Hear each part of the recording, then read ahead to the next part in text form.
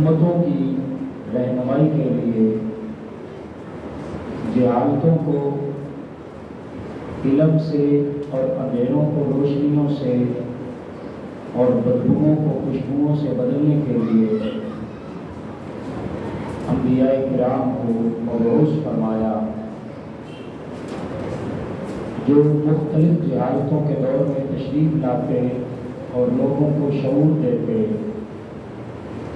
لوگوں کو راہ حق دکھاتے، لوگوں کو اللہ سے ملاتے، لوگوں کے دل و دماغ کو روشن کرتے، کیونکہ سید المرسلین امام الانبیاء احمد مصطفیٰ صلی اللہ علیہ وسلم آپ اللہ کے آخری نبی بن کر آئے۔ اب کیونکہ نبوت کا دروازہ بند ہو گیا، اللہ نے ایسے رجال پیدا فرمائے کہ جو قیامت تک اب ظلمتوں کو دور کرتے رہیں گے، اجالوں کو دعوت دیتے رہیں گے، لوگوں کی بستیوں کو ختم کر کے لوگوں کو عروج دینے کی کوشش کرتے رہیں گے۔ ان مقدس شخصیات میں حضور سیدی و سنبی حضرت سیدنا شیخ عبدالقادر جیلانی الحسنی والحسینی رحمۃ اللہ علیہ کا نام مبارکہ بھی آتا ہے۔ آپ نے اس دورہ میں عالم حق بلند کیا جس میں امت بستی میں ڈوبی ہوئی اور قبیلوں میں انتشار تھا، حکومتیں پست ہوتی جا رہی تھیں۔ حضور سیدی غوث اعظم رضی اللہ تعالیٰ عنہ 26 صدی ہجری کی ابتدا اور 5ویں صدی ہجری کی انتہا میں تشریف لائے۔ آپ ایسے مجدد بن کے آئے، آپ نے دین کو نئی تازگی دی اور امت کو ایسے مرد حق قلندر دیے اور ملت کو ایسے رہنما دیے جنہوں نے امت کو پھر ایک بار محمد عربی کے دین کے ساتھ جوڑ کر رکھ دیا۔ آپ نے نام سنا ہوگا حضرت سلطان صلاح الدین ایوبی کا، کتنا بڑا نام ہے، جن کی ایک دھمکی سے بیت المقدس آزاد ہو جاتا ہے، جو ایک بار کفر کو پیغام بھیجتے ہیں کہ میں آ رہا ہوں تو کفر اپنے محلے کے محلے چھوڑ دیتا ہے۔ ان کو جنہوں نے دھمکی دی تھی اور جنہوں نے ان کو تیار کیا تھا، ان میں اگر ایک نام آتا ہے تو شیخ عبدالقادر جیلانی کا آتا ہے۔ آپ نے سلطان صلاح الدین ایوبی رحمۃ اللہ علیہ کو دھمکی دی اور حضرت ایوب کو یہ کہا کہ یہ بیٹا جو ہے یہ آنے والے وقتوں کا عظیم سالار بنے گا اور عظیم فاتح بنے گا، اور آپ کی اس دھمکی، آپ کے اس تھاپڑے اور آپ کی اس پشت پر ہاتھ کے صدقے سے اللہ نے سلطان صلاح الدین ایوبی کو وہ مقام دیا۔ آپ ایسے نڈر مرد حق قلندر بن کر شروع ہوئے، آپ نے جدھر رخ کیا وہاں اسلام کا جھنڈا لہرایا اور کفر کا وہاں نام و نشان ختم فرمایا۔ حضرت شیخ عبدالقادر جیلانی، آپ کا نام محی الدین ہے، لقب عبدالقادر جیلانی نام ہے، محبوب سبحانی اور غوث الثقلین، جنوں اور انسانوں کے مرشد، آپ کا لقب مبارک ہے۔ 470 ہجری میں یکم رمضان مبارک کو آپ پیدا ہوتے ہیں اور آپ کا وصال مبارک یکم رمضان 561 ہجری کو بغداد شریف میں ہوتا ہے۔ آپ 88 سال عمر پا کر اس دار فانی سے ہجرت فرما کر بغداد میں روضہ انور میں تشریف لے جاتے ہیں۔ آپ نے ہر مہینے کی 11 تاریخ کو آقا آقا دو جہاں صلی اللہ علیہ وسلم کا میلاد منایا۔ جب ہر مہینے کی 11 تاریخ آتی تو آپ بہت بڑا ایک پروگرام کرتے جس میں بڑے بڑے اولیاء آتے اور بڑے بڑے خطباء تشریف لاتے، جس میں بہت سارے اخراجات کیے جاتے۔ اللہ نے اس ادا کو اتنا پسند فرمایا تو نے میرے محمد کا میلاد کیا، اب سارا زمانہ تیری 11ویں کرتا ہے۔ یہ وجہ کہ خالق کائنات جل جلالہ نے فرمایا ان الذین آمنوا وعملوا الصالحات سیجعل لهم الرحمن ودا، فرمایا جو لوگ ایمان لائے اور پھر اچھے عمل کرتے رہے، رحمان ان کا پیار لوگوں کے دلوں میں ڈال دیتا ہے۔ اور اس کی ابتدا حضرت جبرائیل علیہ السلام کے ذریعے سے ہوتی ہے کہ اللہ جبرائیل علیہ السلام کو بلاتا ہے کہ میں فلاں بندے سے پیار کرتا ہوں، مولا میرے لیے کیا حکم ہے؟ تو اللہ فرماتا ہے تو بھی پیار کر۔ اب جبرائیل علیہ السلام پیار کرتے ہیں تو وہ سارے آسمان کے فرشتوں کو جمع کر لیتے ہیں، کہتے ہیں دیکھو اللہ فلاں بستی میں رہنے والے ولی سے پیار کرتا ہے، میں بھی اس سے پیار کرتا ہوں اور مجھے اس سے پیار ہو گیا ہے، اب تمہارا کام کیا ہے، تمہاری ڈیوٹی کیا ہے، تم نے بھی اس سے پیار کرنا ہے۔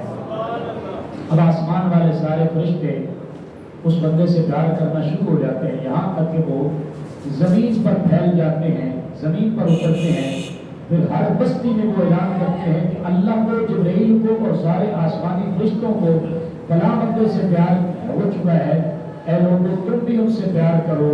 تو ایسے یہ محبت کا سلسلہ شروع ہوتا ہے، اور یہ میں کوئی کچی پکی روٹی کی بات نہیں کر رہا، یہ چھوٹے موٹے رسالے کی بات نہیں کر رہا، یہ آمنہ کے لال کی حدیث کی بات کر رہا ہوں اور مسلم شریف کی بات کر رہا ہوں۔ اس میں یہ حدیث مبارکہ موجود ہے، خود سرکار دو عالم صلی اللہ علیہ وسلم نے اس محبت کے آغاز کا پورا پس منظر بیان کیا۔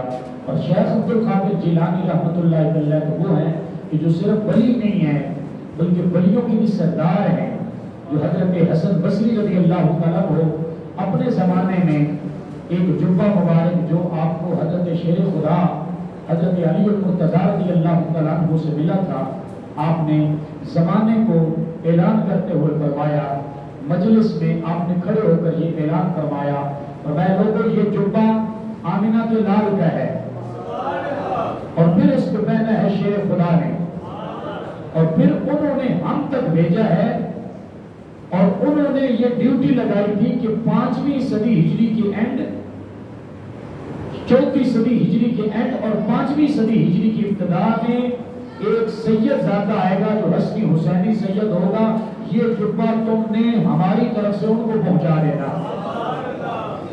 حضور ان کی شان کیا ہوگی، ان کی عظمت کیا ہوگی، ان کا مقام کیا ہوگا، ان کا مرتبہ کیا ہوگا؟ تو امام حسن بصری بولے، فرمایا ان کی شان یہ ہوگی کہ سارے ولیوں کی گردن ہوگی، اوپر ان کا قدم ہوگا۔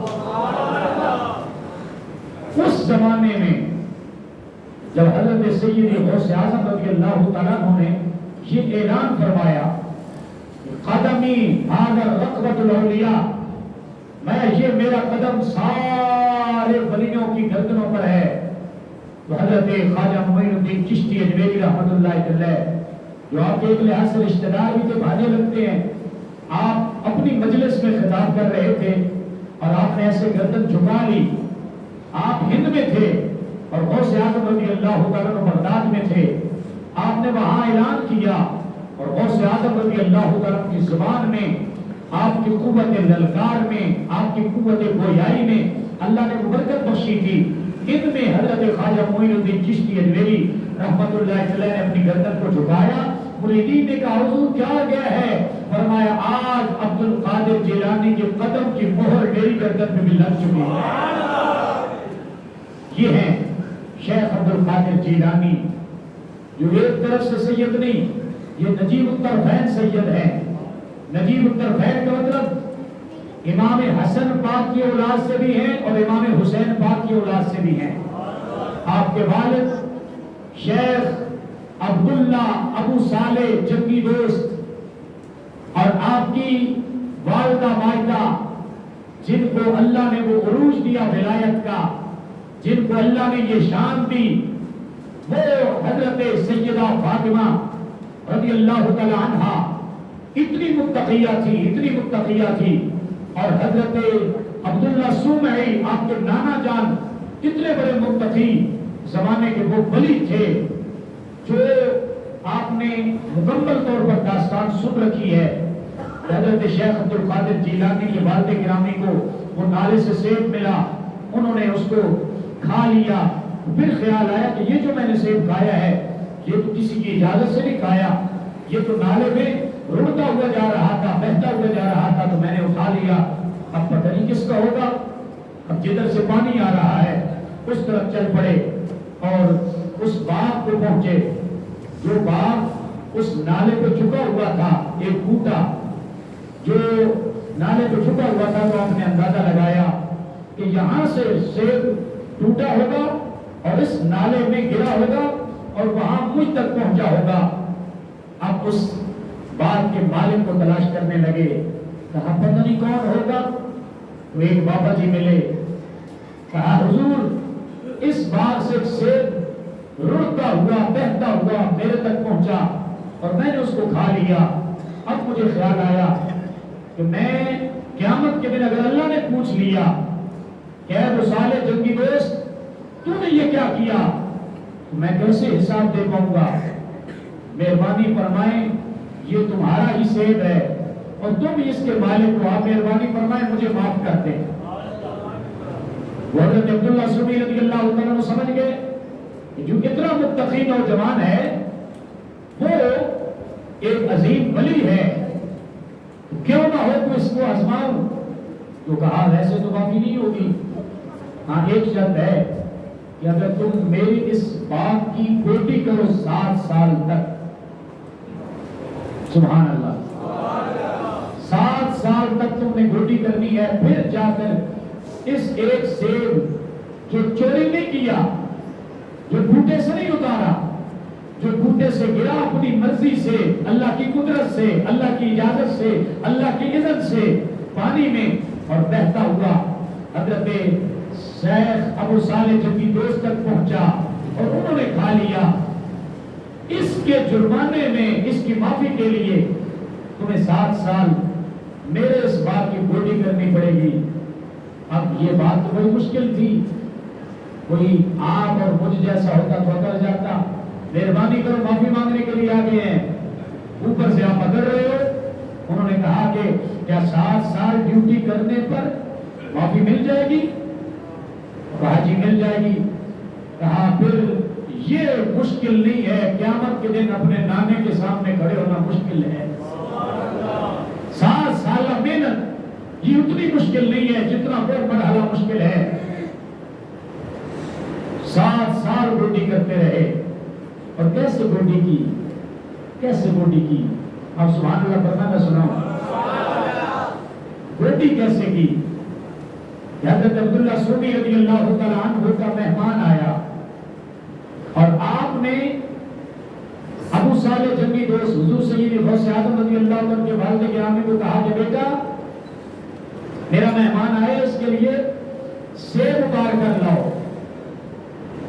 تو آپ گئے، بوٹے کے ساتھ سیب لگا ہوا تھا، آپ نے اتار لیا اور بارگاہ میں پیش کر دیا۔ جب انہوں نے دیکھا کہ یہ سبز سیب ہے، یہ کچا سیب ہے، تو وہ غصے میں ہو گئے، بیٹا تجھے پتہ نہیں چلا کہ تم پکا سیب کے بجائے کچا سیب اتار کر لائے ہو؟ تو کہا حضور مجھے کیا پتا کچا کیسا ہوتا ہے اور پکا کیسا ہوتا ہے۔ بس 7 سال ہو گئے ہیں کوٹی کرتے ہوئے، جو 1 مہینہ باغ میں رہے اس کو جان قدری ہو جاتی ہے، کس رنگ کا کچا ہوتا ہے، کس رنگ کا پکا ہوتا ہے، کون سی آواز کا کچا ہوتا ہے، کون سی آواز کا پکا ہوتا ہے، کس موسم میں کچا ہوتا ہے اور کس موسم میں پکا ہوتا ہے۔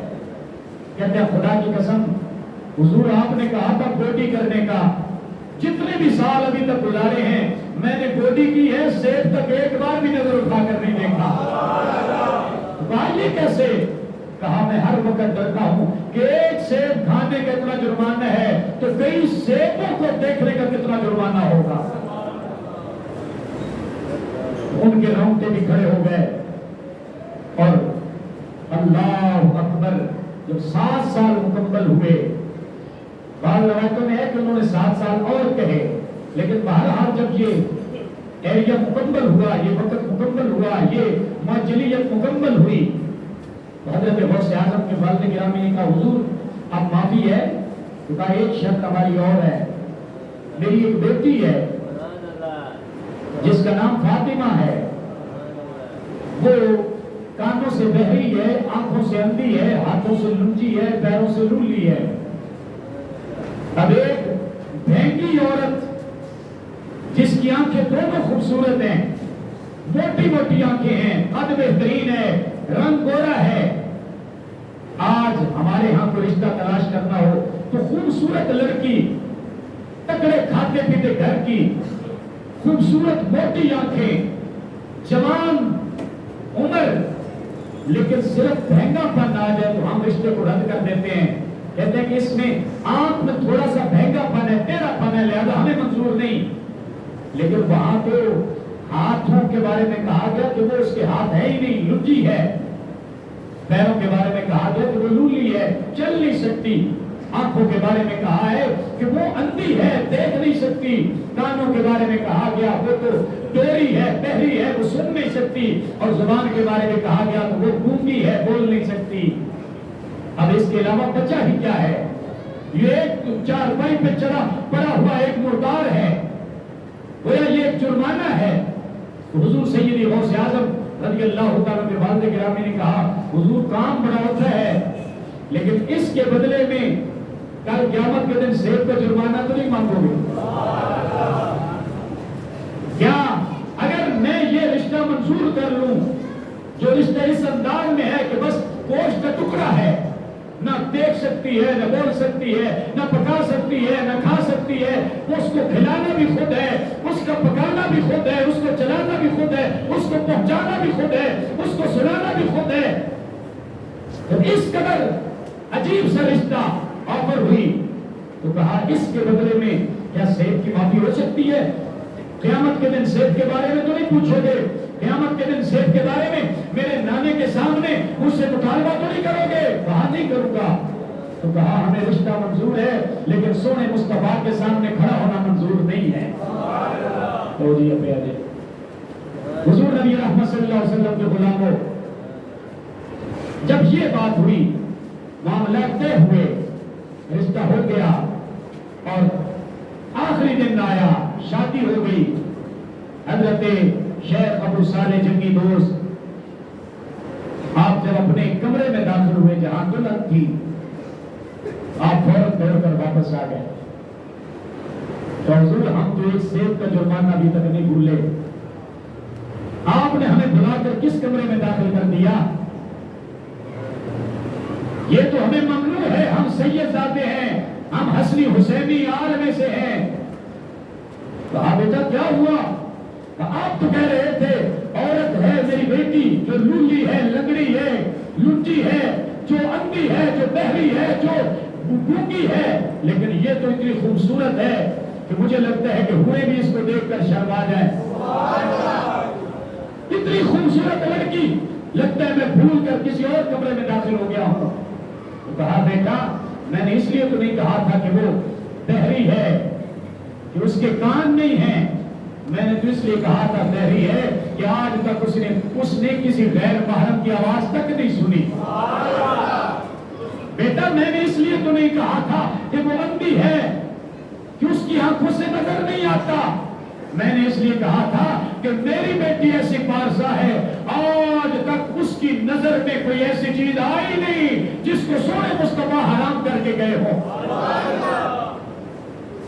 میں نے اس لیے تو نہیں کہا تھا کہ وہ لنگڑی لولی ہے کہ اس کے پیر ہی نہیں. حضور نے کیوں کہا تھا؟ کہا میں نے اس لیے کہا تھا کہ آج تک میری بیٹی نے ایک قدم بھی وہ نہیں اٹھایا جس طرف میرے اللہ نے اور میرے رسول نے منع کیا. کہا ویسے وہ سلامت ہے لیکن میں نے سمجھ لیا تھا کہ جو ایک زید کا جرمانہ 7 سال بھر سکتا ہے یہ بھی اسی کیٹیگری کا بندہ ہے جس طرح میری بیٹی ہے. اللہ فرماتا ہے مرج البحرین یلتقیان بینہما برزخ لا یبغیان، سورۃ رحمان۔ اللہ فرماتا ہے جب دو دریا آپس میں ملتے ہیں تو اللہ مرجان جیسے ہیرے پیدا فرماتا ہے۔ اتنی پارسا خاتون اور اتنے سارے مرد حق قلندر، جب ان کی شادی ہوئی ان کو جو اللہ نے بیٹا دیا، زمانہ ان کو شیخ عبد القادر جیلانی کے نام سے یاد کرتا ہے۔ اتنا تقویٰ کمایا، کہتے ہیں کہ ایک قدم اٹھاتا ہوں تو زمین ختم ہو جاتی ہے۔ فرماتے ہیں میں ان ساری زمینوں کو ایسے دیکھتا ہوں جیسے ہتھیلی پر رائی کا دانہ رکھا جاتا ہے۔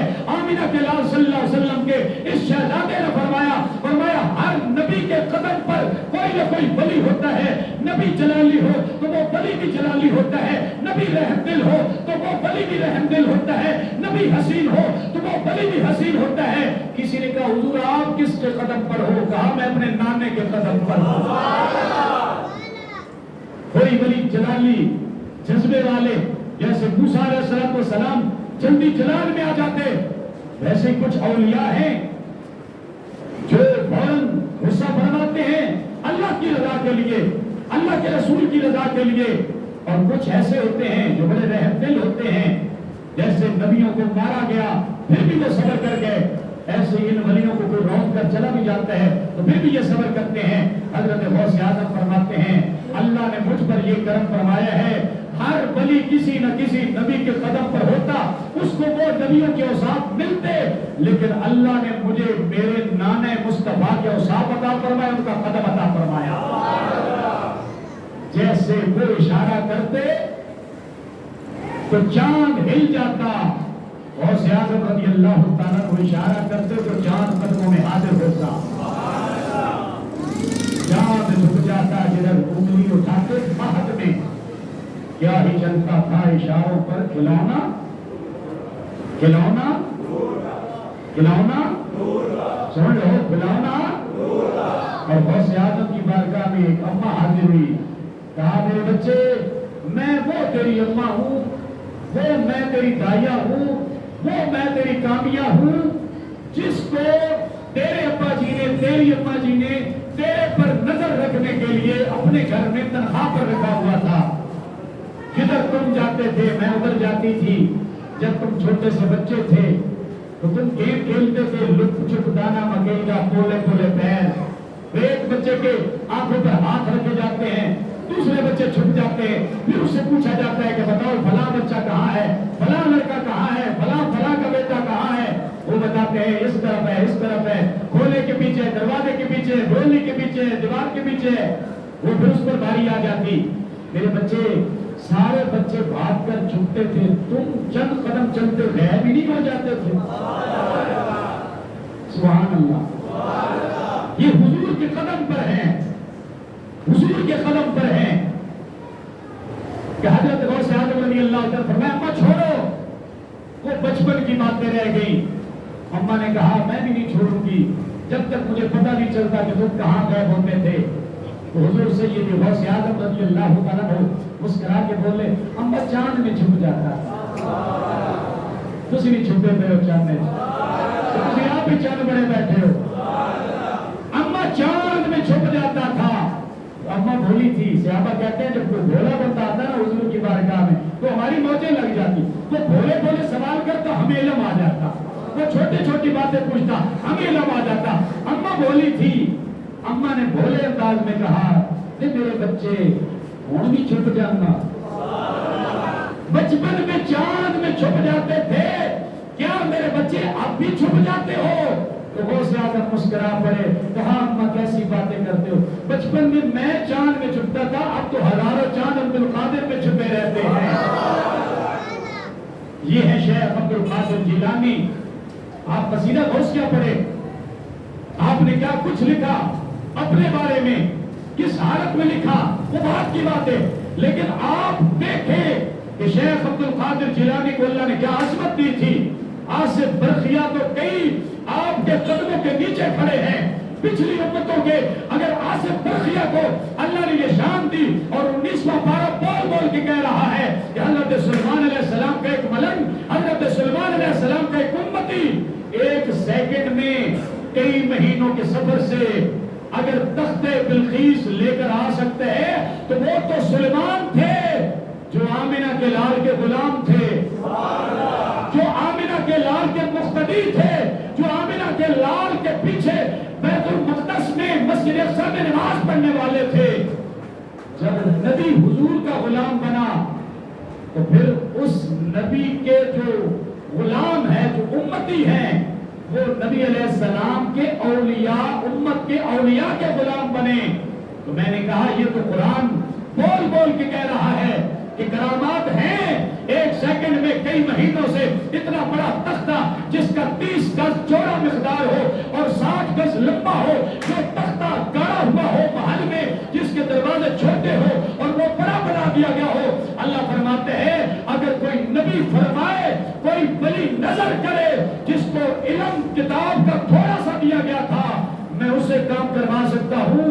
وہ علم کتاب کا اور کتاب کا تھا۔ غوث اعظم تو وہ تھے جو صرف تھوڑا سا علم نہیں تھا، ایک رات میں 2 بار قرآن پڑھتے تھے، 2 بار قرآن ایک رات میں۔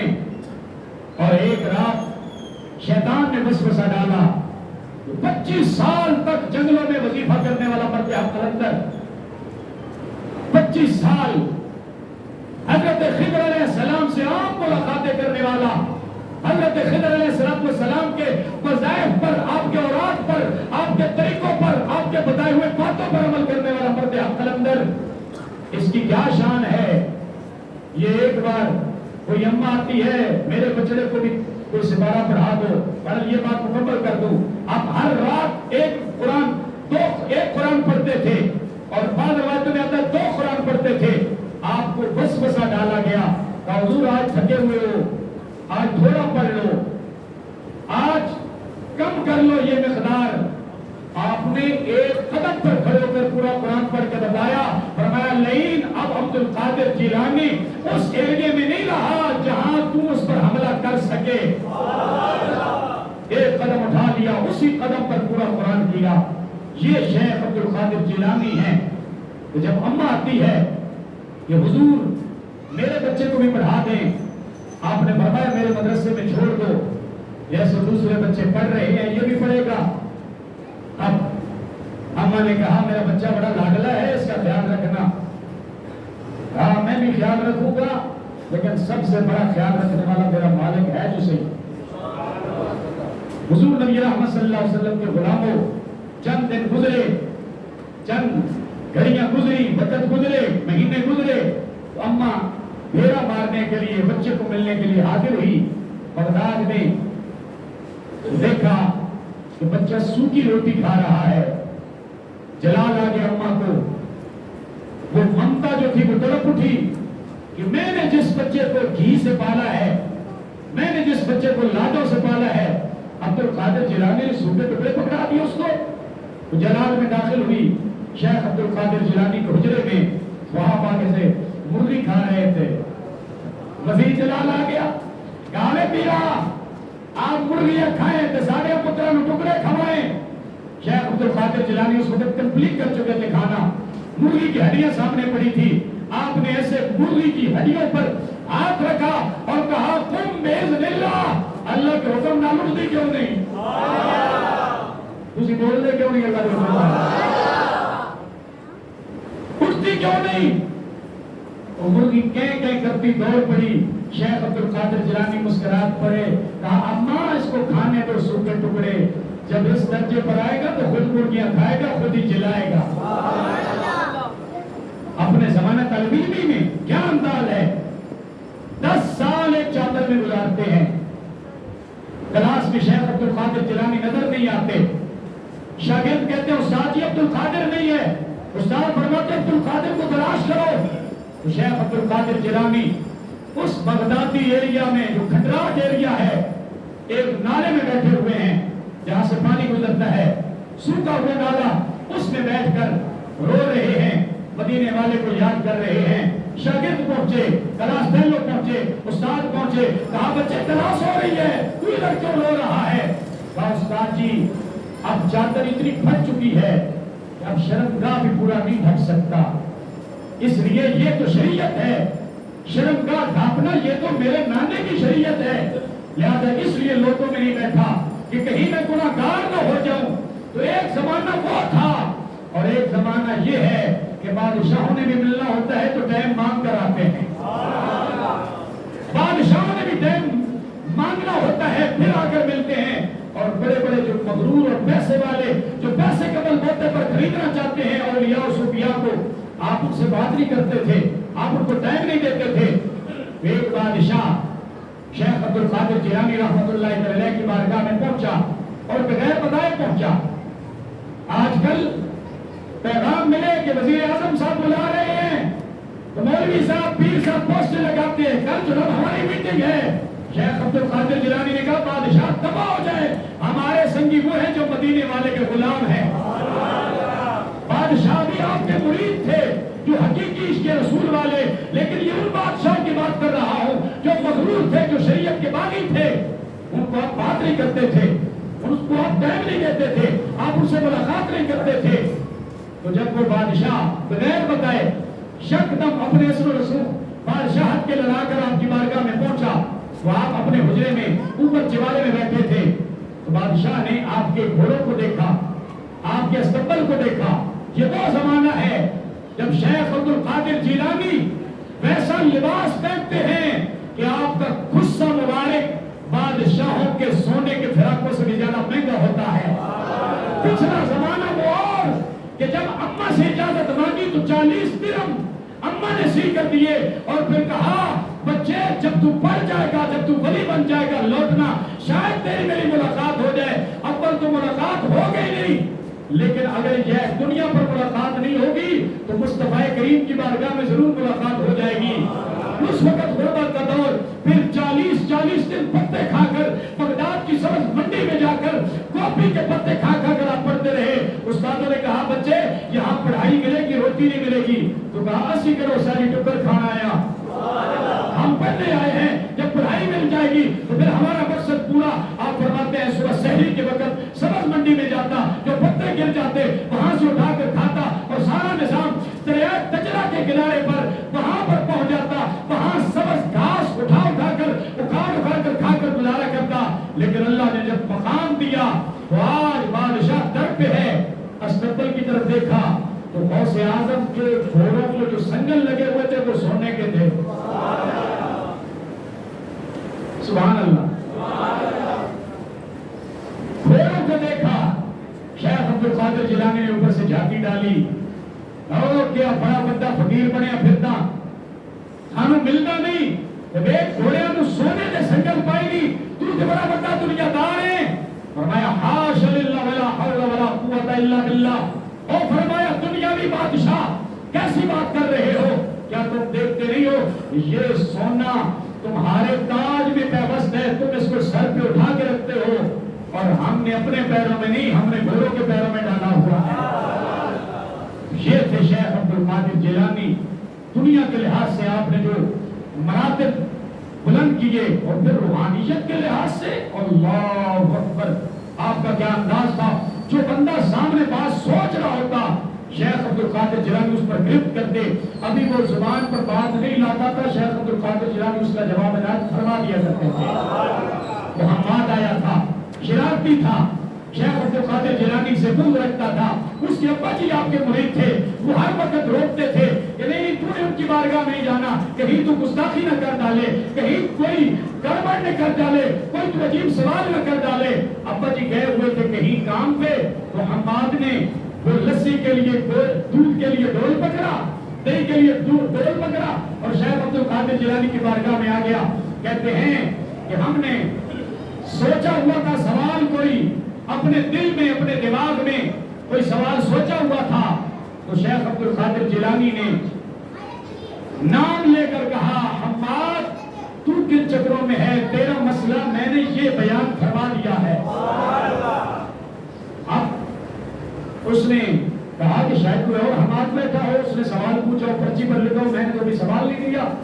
تو شیخ عبد القادر جیلانی دوسری بار بولے، کہا او حماد، اور ابے سے چوری آنے والے،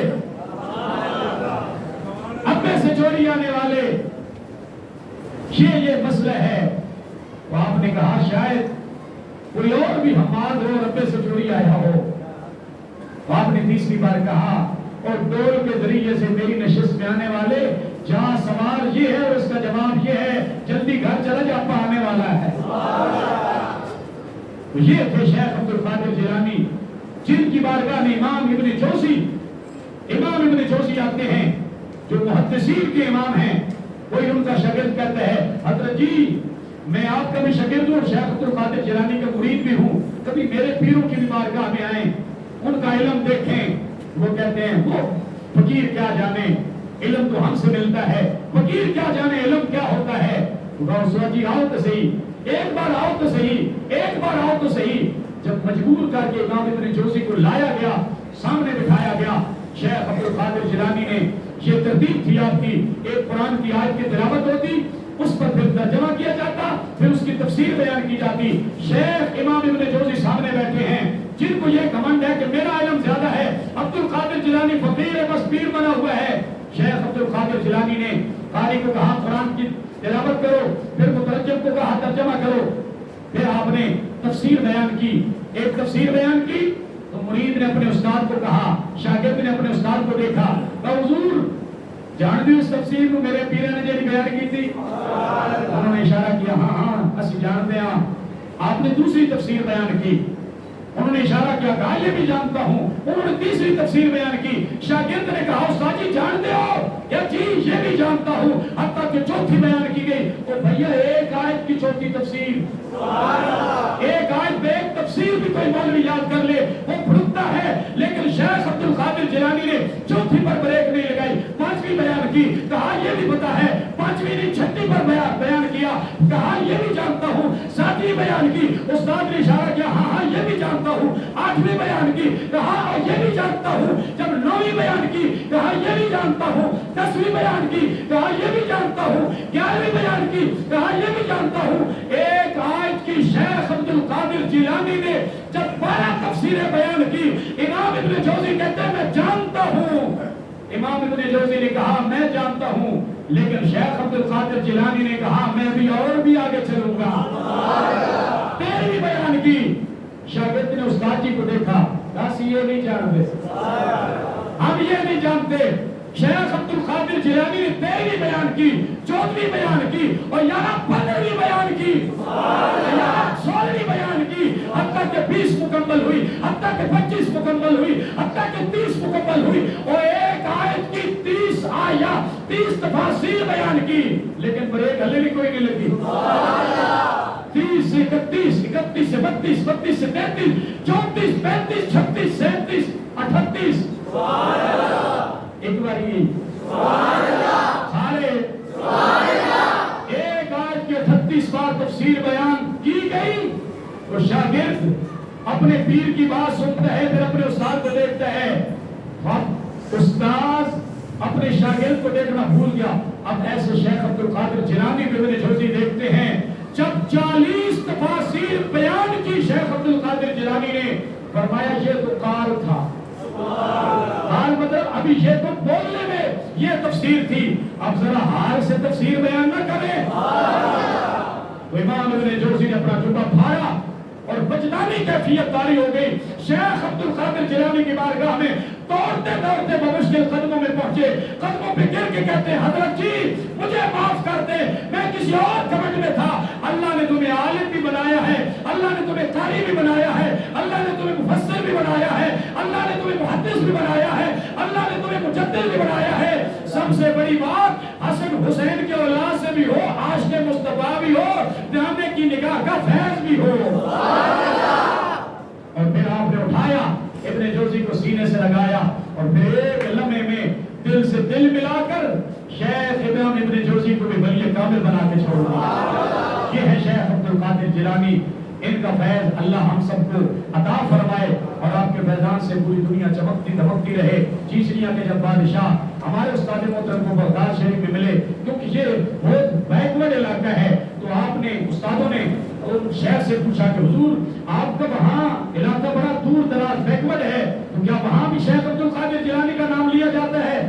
یہ بغداد شریف جب ہمارے استاد محترم قبلہ کنز العلماء پڑھنے کے لیے تشریف لے گئے, ڈاکٹر اشرف جلالی صاحب, کہ عربی والے کے مزار پر 11 مسلح دربار پہ سنایا اور وہاں ٹاپ کیا پوری یونیورسٹی، بغداد یونیورسٹی کو ٹاپ کر کے کہا شیخ عبد القادر جیلانی کا فیض پاکستان میں بڑھ رہا ہے۔ عربی میں تقریر کی، وہاں شیخ آئے، خصوصی ملاقات ہوئی، حضور تمہارے علاقے میں بھی عبد القادر جیلانی کو جانتے ہیں؟ وہ کہا پاکستان کے بچے کیا بات کرتے ہو، تم پاکستان سے آئے ہو، تم سمجھو ہم غوث پاک کا نام لیتے ہیں، ہمارے علاقے میں تو غوث پاک کو اس وقت تک نام نہیں لیا جاتا جب تک تازہ وضو نہیں بنا لیا جاتا۔ یہ ہے شیخ عبد القادر جیلانی۔ چپے چپے پہ آپ کا پیغام پہنچا، چپے چپے پہ آپ کا فیضان پہنچا، چپے چپے پہ آپ کا فیض، رفعت، عظمت، مقام، مرتبے پہنچے۔ اللہ آپ کا فیض ہمیشہ کے لیے جاری فرمائے اور ہم سب کو آپ کے فیضان سے بہرور فرمائے۔ وما علیہ الا البلاغ۔